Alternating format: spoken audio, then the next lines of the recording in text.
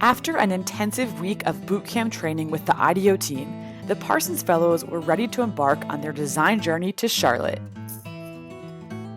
The Charlotte team came up to New York City for a few days, and we began narrowing down on a site and a concept. Sarah, Eugene, and Alicia told us more about the concept behind the No Barriers project, as well as the history of the Brightwalk and Genesis Park neighborhoods and why Anita Stroud Park might be an ideal site. We also explored the concept of barriers in cities in general. We looked at precedents of public art projects and participatory projects, where neighboring communities came together across boundaries to co-create. A prototype is something that you build to test an idea. What could we build that would test the idea of barriers and encourage people to traverse them?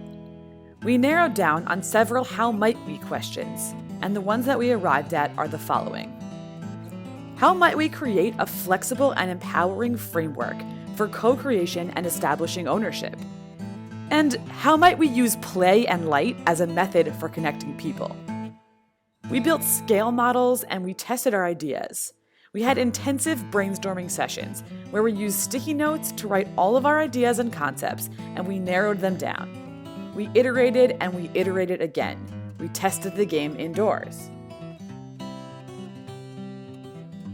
We went to Union Square, a popular park adjacent to the New School, to live prototype. We wanted to see how people would interact with the frameworks and the games that we created. Hundreds of people pass through Union Square each day, so we tried to position ourselves in a place that would encourage people to stop and take part. By live prototyping in this way and testing behavior, we were able to quickly narrow down on the ideas that worked and the ones that didn't work. Then we came back to the studio and refined our ideas and concepts. Look at a barrier or a perceived barrier in a community, find ways to engage folks that may have different perceptions about what that barrier means, and then provide some opportunities for access and engagement through that barrier. We worked remotely with the Charlotte team to update and iterate until we were able to design a platform that you will see on Friday, the modular block system. We hope you enjoy the event and thank you so much for hosting us.